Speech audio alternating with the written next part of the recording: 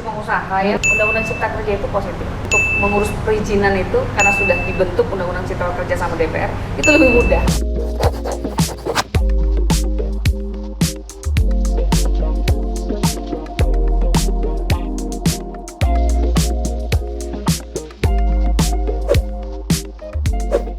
Hai, welcome back to Sita Entertainment. Nah, kemarin-kemarin ini kan demo di mana-mana kan tentang UU Cipta Kerja.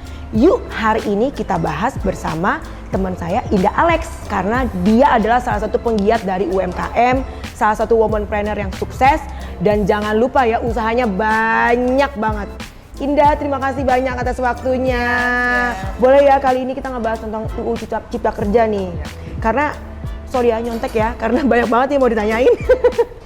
Gitu. Nah, kemarin kan tahu kan demo-demo kan, ya, sampai kerusuhan gitu kan. Nah, mungkin ini kan ya biasa lah ya, setiap ada perubahan, udah undang-undang baru, wajar lah ya, pasti kan ada yang terima, ada yang ada pro dan kontra gitu. Nah, terus ini Indah aku udah buat sekitar ada 3 pertanyaan nih untuk Indah kan gitu. Dari sisi womanpreneur nih ya kita tanya gitu ya. Yang pertama nih Indah, melihat dari berbagai macam pemberitaan yang beredar dan adanya kemarin demo nih ya di Jakarta tentang UU Cipta Kerja ini, pandangan sore Indah Alex nih ya, seperti apa sih menyikapinya?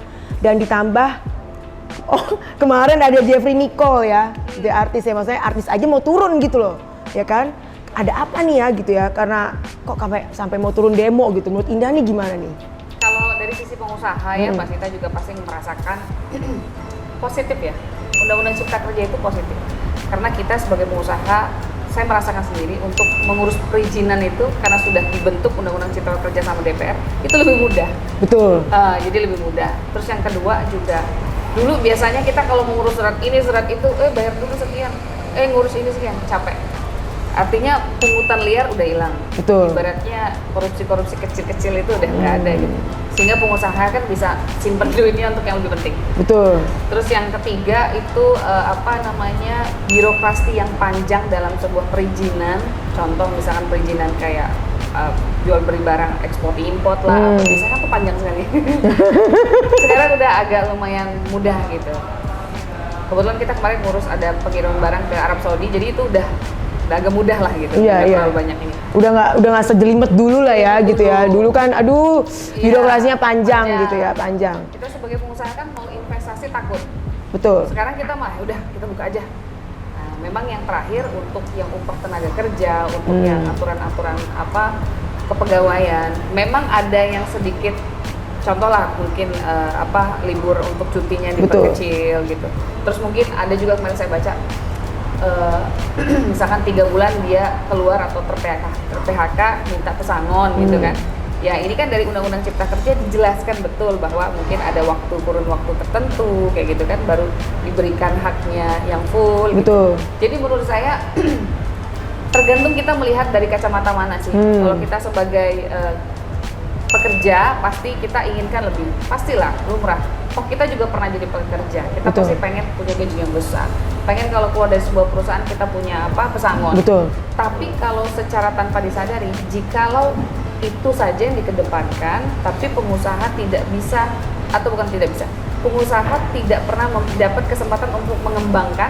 Jadi kalau dia pengusaha mengembangkan, karyawan lebih banyak, betul, lebih besar, lebih bermanfaat. Nah itu yang sebenarnya mungkin pemerintah lindungi. Nah betul, dari kacamatanya ini loh, kacamata pengusaha, memang UU Cipta Kerja ini tuh ya win-win solution sebenarnya. Positif lah. Positif sebenarnya. Cuma memang dari sisi pekerja, karena bacanya sekilas nih kan kebiasaan nih ya, orang Indonesia tuh bacanya cuma headline-nya aja gitu, nggak dibaca detail gitu loh. Sebenarnya ini gitu betul. Kan? Sebenarnya ini win-win solution loh, gitu loh. Win-win solution bahwa jam kerjanya ditentukan. Betul, ditentukan. Adanya pesangon. Coba misalnya sebelum ada, betul. Kalau dulu kan nggak ada. Iya. Kalau dulu nggak ada, jadi sebenarnya ini menguntungkan pekerja juga gitu. Cuma bacanya jangan setengah-setengah nih, bacanya harus full gitu ya. Nah terus nih kemarin juga aku baca nih Indah dari kompas.com, ada 5 poin nih yang di sini memberatkan para buruh gitu ya. Yang pertama nih sistem kerja kontrak, yang kedua praktek outsourcing yang meluas, terus waktu kerja yang eksploitatif, terus yang keempat berkurangnya hak cuti dan istirahat, yang kelima adalah rentannya PHK gitu. Nah, pendapat Indah nih gimana nih? Tadi ya, Ya, agak banyak ya say. yang pertama dari sistem kerja kontrak deh. Kerja kontrak ya. Kalau kerja kontrak sih, memang jujur ya, dalam kita merekrut karyawan, kerja kontrak ada enak nggak ada enaknya. Cuma memang ketika seorang pekerja itu memang dia performnya bagus ya dalam bekerja, saya yakin pasti diperpanjangkan Betul. kontraknya seperti itu. Ya mau nggak mau memang Indonesia saat ini masih di level itu sih. Jadi memang kalau dia pegawai tetap itu kan banyak sekali kewajiban-kewajiban Iya. yang harus kita pikirkan, Iya. seperti BPJS tenaga kerjaan, BPJS kesehatan, dana pensiunnya segala macam. Sementara mungkin perusahaan ini masih belum established. Betul. Itu poinnya tuh ya. Iya. Yang udah established aja mikir, apalagi yang belum. Aduh pusing. Kita nafas. Nah itu, terus mungkin ini ya, dari outsourcing. Nah, Kalau outsourcingnya memang sudah dari dulu ya kita. Aku juga sempat dulu kerja di bank, aku dikontraknya sama outsourcing. oh, oke. Memang outsourcing sebenarnya sama dengan ya pegawai kontrak juga. Iya. Cuma memang outsourcing itu ketika udah nggak bagus ya dia main keluarin Iya. aja ya. Tidak sekuat kontrak gitu Iya, kan, karena iya. dia ada pihak ketiga. Hmm. Ya saya pikir ya sah-sah aja sih. Bebas aja ya, tergantung ya dari sudut pandang mana nih gitu ya. Cuma memang kebetulan perusahaan Indah tidak outsourcing ya? Enggak. Kita kontrak. Kontrak kerja ya gitu Kita ya. kontrak setahun. Jadi tergantung performance berarti ya sebenarnya. Betul. Berarti gini sebenarnya intinya, semakin niat bekerja, kita juga sebagai pengusaha juga ngelihat nih bahwa nggak mungkin lah kita lepasin, kan capek nyari orang baru kan, capek banget gitu ya. Apalagi sebagai owner, kadang walaupun kita punya HRD, tetap turun langsung, bener nggak? Iya. Karena kan kita harus kenal personal siapa yang kerja sama kita kan. Betul. Nah terus ini waktu kerja yang eksploitatif, menurut Indah gimana nih? Eksploitatif tuh gimana ya? Eksploitatif itu lebih dari jam kerja ya.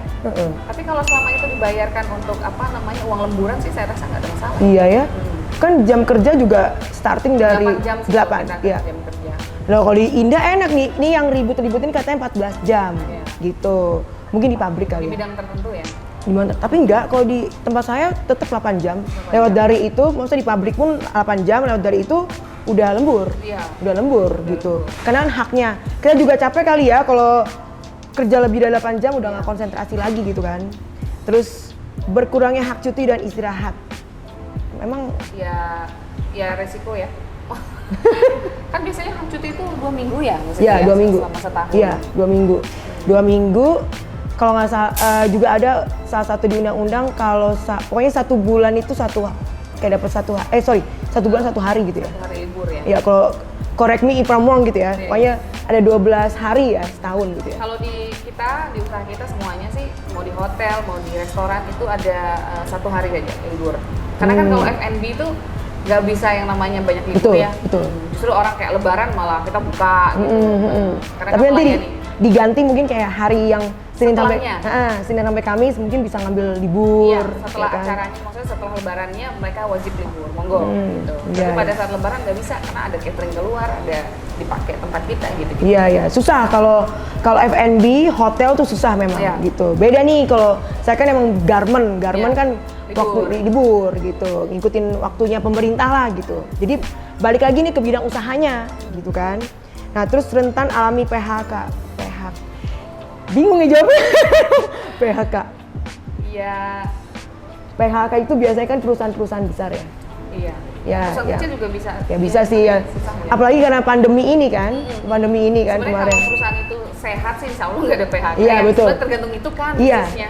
Bisnisnya- Kita juga nggak mau PHK-in orang gitu, sedih juga sih. Nggak ada pengusaha yang mau PHK-in. Nggak ada sih, nggak ada. Pasti nggak ada. Nah terus selanjutnya Ninda, berdasarkan sumber neraca.co.id nih bahwa UU Cipta Kerja memiliki dampak positif bagi pengusaha untuk mengembangkan usaha serta melebarkan sayap perusahaannya. Dengan adanya keberpihakan pada pengusaha nih termasuk UMKM akan semakin tumbuh dalam menopang perekonomian nasional. Betul. Nah, selain itu UU Cipta Kerja juga memungkinkan agar pelaku UMKM dapat menyerap lebih banyak tenaga kerja serta membentuk koperasi bisa lebih mudah. Nah, sependapat nggak Indah nih? Pendapat sih, sependapat banget. Jadi pengusaha, apalagi mikro, menengah itu kan mereka ada kepercayaan diri Betul. untuk mengembangkan usaha. Oh, gue udah tahu nih juntrungannya biaya operasionalnya segini, upah tenaga kerjanya segini gitu kan. Dan yang gue dapat daripada kinerja pekerja saat ini adalah segini. Jadi dia udah bisa hitung sih sebenarnya. Jadi ini benar-benar win-win solution ya. Betul. Jadi kalau aku sih setuju ya, maksudnya gini, semakin banyak pengusaha, semakin banyak UMKM yang berkembang, itu roda ekonomi Indonesia itu akan selalu stabil, garanti. Karena di Amerika itu kan nggak ada tukang mie ayam gitu, Betul. kan, tukang bakso, cuma di Indonesia. Iya. Justru yang menyelamatkan Indonesia tahun 98 itu adalah usaha kecil yang seperti Iya, itu. iya. Jadi menurutku ini adalah gebrakan di mana roda ekonomi itu ditentukan sekali oleh para pengusaha kecil ya. Kita nggak usah ngomong pengusaha besar, pengusaha kecil gitu ya. Pengusaha kayak saya gitu kan yang baru mau berkembang, baru mau menjadi besar gitu. Artinya it's the moment. It's the moment. Jadi biasanya kita adalah simpan duit aja lah, masuk kantong, nggak usah usaha-usaha ribet. Iya, benar. Habis doang kita gitu. Tapi sekarang kan jadi lebih ini Mbak Sita, lebih pede. Dan pemerintah juga pasti akan merasakan dampaknya gitu. Jadi jangan di demo dulu.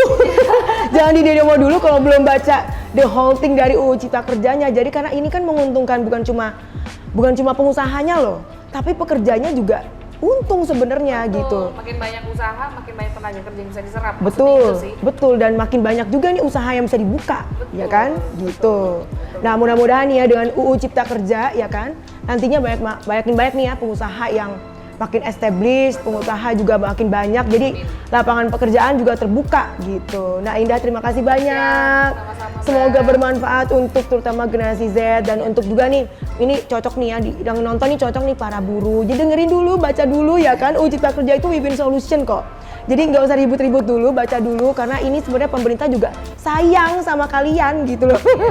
Ya kan? Makasih banyak Indah, semoga bermanfaat. Nah teman-teman jangan lupa ya di like, komen, dan subscribe. Thank you.